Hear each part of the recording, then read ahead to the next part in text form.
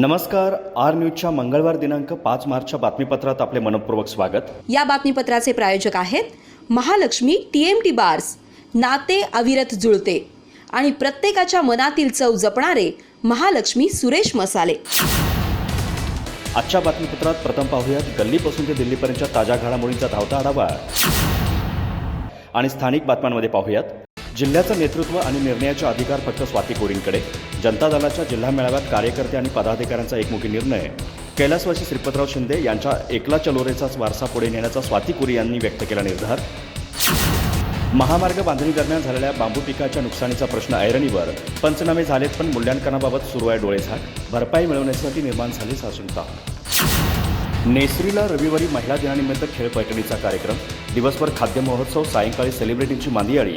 याचवेळी महाराणी ताराणी पुरस्काराचेही होणार वितरण. चंदगड तालुक्यातील तडशेनाळ येथे करण्यात आले बांधकाम कामगारांना भांडी वाटप.